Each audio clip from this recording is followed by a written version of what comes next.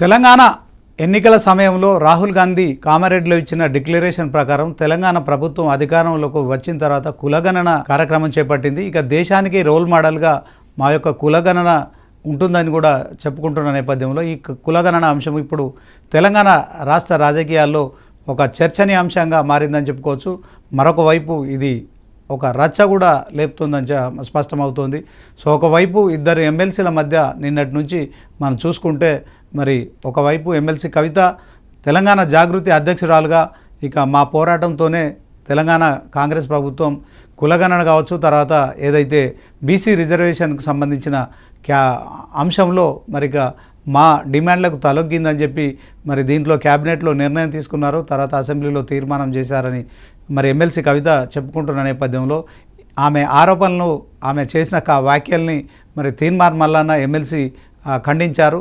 So ఆమె విషయంలో మాట్లాడుతున్న క్రమంలో ఆమె బీసీనా, ఇక ఆమెకు బీసీలకు ఏం సంబంధం అని చెప్తూ ఆ మాట్లాడుతున్న క్రమంలో మరి అలవాట్లో పొరపాట్లో మాట్లాడా కావాలని మాట్లాడా అని తెలియదు, కానీ మొత్తానికి ఆమెతో కంచం పొత్తు లేదు, మాకు మంచం పొత్తు లేదని చేసిన కామెంట్స్ ఏవైతున్నాయో తెలంగాణ రాజకీయాల్లో తీవ్ర చర్చనీయాంశంగా మారాయని చెప్పుకోవచ్చు.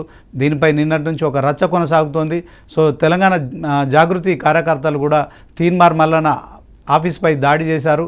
సో దీంట్లో ఆఫీసులోనే ఉన్న తీన్మార్ మల్లన్న గన్మెన్ 5 రౌండ్లు కాల్పులు జరపడంతో అక్కడ మరొక కొంత ఎవరైతే ఆఫీస్పై దాడి చేయడానికి వచ్చిన జాగృతి కార్యకర్తలు అక్కడి నుంచి నిష్క్రమించారు. సో ఇది జరిగిన తర్వాత కూడా తీన్మార్ మల్లన్న మరి అలవాట్లో పొరపాటుగా మాట్లాడాను. సో ఒక ఆడబిడ్డ విషయంలో తెలంగాణ సమాజంలో మరి ఇట్లాంటి కవిత వేరే సామాజిక వర్గం అయినప్పటికీ ఆమె బీసీ కాకపోయినప్పటికీ కూడా వెలమ సామాజిక వర్గానికి సంబంధించిన వ్యక్తే కావచ్చు, ఆమె మాజీ సీఎం కేసీఆర్ కూతురు కావచ్చు, తెలంగాణ జాగృతికి సంబంధించిన ఆమె ఒక వ్యవస్థాపక అధ్యక్షురాలు కావచ్చు. సో సాటి ఎమ్మెల్సీ ఆమె, సాటి తెలంగాణ మహిళ. సో అలాంటి మహిళల పట్ల మరి చేయాల్సిన కామెంట్స్ విషయంలో ఇది తెలంగాణలో సహజం అని చెప్పి ఇట్లాంటి కామెంట్ చేయడం సహజము అని చెప్పి సమర్థించుకునే ప్రయత్నం కూడా అది కొంత మరి ఇప్పుడు తెలంగాణ రాష్ట్ర వ్యాప్తంగా మరొక చర్చకైతే దారితీసిందని చెప్పుకోవచ్చు. ఒక ఎమ్మెల్సీగా చట్టసభల్లో ఉండాల్సిన ఇటు జాగృతికి సంబంధించి మరి ఎమ్మెల్సీ కవిత కావచ్చు, at the same time Teenmar Mallanna అంశం అయితే ఇప్పుడు 2 రోజులుగా ఒక చర్చ కొనసాగుతోంది. దీనిపై రచ్చ కూడా నడుస్తున్న నేపథ్యంలో మరి దీన్ని కంటిన్యూ చేస్తూ తీన్మార్ మల్లన్న తర్వాత మీడియాతో మాట్లాడుతూ కూడా ఇదంతా కంచం మంచం పొత్తు అనేది తెలంగాణలో కామన్ అని చెప్పే ప్రయత్నం చేస్తూ తను చేసిన కామెంట్స్ను సమర్థించుకునే ప్రయత్నం చేస్తున్నారు. అయితే దీంట్లో తెలంగాణ రాష్ట్ర వ్యాప్తంగా అందరు కూడా దీన్ని హర్షించడం లేదు, కొంత వ్యతిరేకిస్తున్నారు. ఆయన మాటలు అది అర్ధరహితము, గర్హనీయమని చెప్తున్నారు. తెలంగాణ టీపీసీసీ అధ్యక్షులు మరి మహేష్ కుమార్ గౌడ్ కూడా ఏదైతే చింతపండు నవీన్ అలియాస్ తీన్మార్ మల్లన్న వ్యాఖ్యల్ని ఖండిస్తున్నారు. ఎట్ ద సేమ్ టైం మరి కాసేపటి క్రితమే పొన్నం ప్రభాకర్ కూడా మరి ఖచ్చితంగా ఏవైతే పార్టీలు మరి బీసీలను అధ్యక్షులుగా నియమించకుండా బీసీల ఓట్ల కోసం రాజకీయాలు చేస్తున్నాయి. సో తెలంగాణలో కాంగ్రెస్ ప్రభుత్వం వచ్చిన తర్వాతనే బీసీ కులగణన చేసిన ఘనత మాది. బీసీలకు సంబంధించిన అంశంలో మరి 42% రిజర్వేషన్ ఖచ్చితంగా అమలు చేసి తీరుతామని చెప్తున్న నేపథ్యంలో మొత్తానికి బీసీల ఓట్లు అయితే ఇప్పుడు తెలంగాణ రానున్న ఎన్నికలు ఏవైతే ఉన్నాయో సంస్థాగత ఎన్నికలు కావచ్చు, at the same time municipal ఎన్నికలు కావచ్చు, తర్వాత జిహెచ్ఎంసీ ఎన్నికలు కావచ్చు, వీటన్నిటి ఎన్నికల విషయంలో మరి బీసీల ఓట్లు డిసైడ్ ఫ్యాక్టర్ అయినాయి. ఖచ్చితంగా మరి కులగణన తర్వాత బీసీలు అంతా ఒక్కతాటిపై కనుక ఉంటే ఖచ్చితంగా ఏ పార్టీ గెలిపించాలనుకుంటే వాళ్ళు ఆ పార్టీని గెలిపించగలుగుతారు. బీసీలు అంతా ఏకమవుతున్నారు. బీసీల రిజర్వేషన్ల విషయంలో కూడా డిమాండ్లు వస్తున్నాయి కనుక ఖచ్చితంగా ఇప్పుడు 3 పార్టీలు కూడా మరి ఈ బీసీ సంబంధించిన అంశాన్ని మరి వారు ఓన్ చేసుకునే క్రమంలో కొన్ని మిస్ఫైర్ అవుతున్నాయి. సో తాజాగా మరి తీన్మార్ మల్లన్న చేసిన కామెంట్స్ ఏవైతున్నాయో మరి ఆ కామెంట్స్ను అందరూ కూడా ఖండిస్తున్నారు. సో ఇప్పుడు ఇంత జరిగినప్పటికీ కూడా తీన్మార్ మల్లన్న తను చేసిన వ్యాఖ్యలపై వెనక్కి తీసుకోకపోవడం కూడా మనం చూడొచ్చు.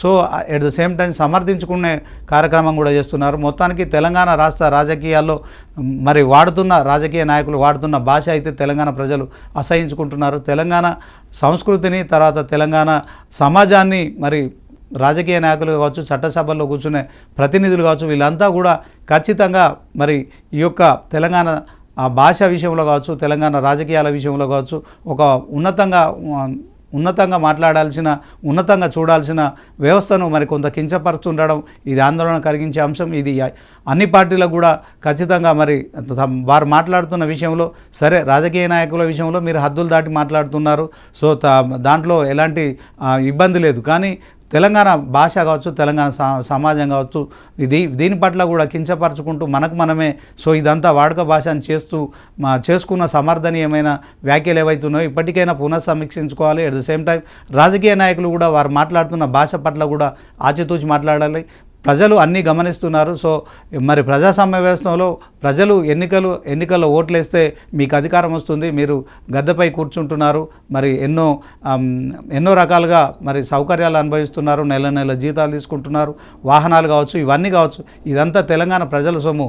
సో మీరు ఇచ్చిన అధికారం ఏదైతుందో దాన్ని సద్వినియోగం చేసుకొని తర్వాత తెలంగాణ అనే ఒక ప్రత్యేక రాష్ట్రం ఆవిర్భవించిన తర్వాత సో ఎన్నికలు వస్తూ ఉంటాయి, పోతూ ఉంటాయి, అధికారం వస్తూ ఉంటుంది, పోతూ ఉంటుంది. కానీ ప్రజలు అన్నీ గమనిస్తున్నారు కనుక కొంత సంయమనం పాటించి తెలంగాణ రాజకీయాల పట్ల మరి దేశవ్యాప్తంగా ఏదైతే మరి ప్రతిరోజు మితిమీరిపోతున్న కామెంట్స్ ఏవైతున్నాయో, వ్యాఖ్యలు కావచ్చు, వాటన్నిటిని పునఃసమీక్షించుకోవాల్సిన అవసరం ఉంది. సో ఇప్పుడు తాజాగా జరుగుతున్న దాంట్లో మరి తీన్మార్ మల్లన్న కూడా సరే, ఆమె వెలమ సామాజిక వర్గానికి సంబంధించిన ఎమ్మెల్సీ కవితే కావచ్చు, కానీ ఆమె కూడా బీసీ వాదాన్ని ఎత్తుకొని మాట్లాడుతుంది. సో బీసీలకు 42% రిజర్వేషన్స్ అమలు చేయాలని మాట్లాడుతున్న నేపథ్యంలో సో కులం ఏదైనప్పటికీ కూడా మనతో కలిసి వచ్చే వాళ్ళని కలుపుకుపోవాలి. కానీ సో బీసీలకు నీకేం సంబంధం అని ప్రశ్నించడం కావచ్చు, తర్వాత ఆమెపై అనుచిత వ్యాఖ్యలు చేయడం అయితే మొత్తానికైతే ఇది రచ్చగా మారుతోంది. ఇప్పటికైనా ఎమ్మెల్సీ తీన్మార్ మల్లన్న గతంలో మరి ఒక జర్నలిస్ట్గా పనిచేశాడు. జర్నలిస్ట్ అంటే ఖచ్చితంగా ఒక భాష పట్ల హద్దు ఉంటుంది, ఆ భాషకు పరిమితులు ఉంటాయి. సో ఆడబిడ్డలు ముఖ్యంగా మహిళల పట్ల ఖచ్చితంగా గౌరవం ఉండాల్సిందే.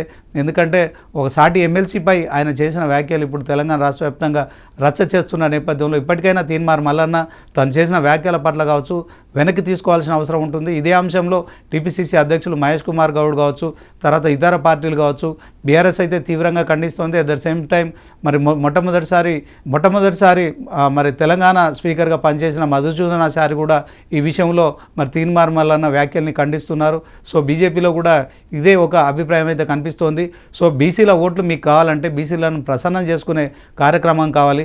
సో కార్యక్రమాలు చేయాలి, అలా బీసీలను మాత్రమే మీరు దగ్గరగా కలుగుతారు. కానీ నేను బీసీ వర్గానికి సంబంధించిన నాయకుడిని, ఈ బీసీకి సంబంధించిన మొత్తం సమాజాన్ని నేను ఓన్ చేసుకుంటానని చేసే ప్రయత్నాలు ఏవైతే ఉన్నాయో సమాజంలోని అన్ని కులాలు, ముఖ్యంగా బీసీ కులాలు అన్నీ గమనిస్తున్నాయి కనుక మీరందరూ కూడా తస్మాత్ జాగ్రత్తగా ఉండాలి. ఎందుకంటే రేపు పొద్దున స్థానిక సంస్థల ఎన్నికలు కావచ్చు, తర్వాత జూబ్లీహిల్స్ ఉప ఎన్నిక కావచ్చు, రానున్న జిహెచ్ఎంసీ ఎన్నిక కావచ్చు, సో బీసీలో ఓట్లు అనేటి డిసైడ్ ఫ్యాక్టర్ అవుతున్న నేపథ్యంలో మీరంతా కూడా జాగ్రత్తగా ఉండాలని మాత్రం ఖచ్చితంగా హెచ్చరిస్తున్న పరిస్థితి.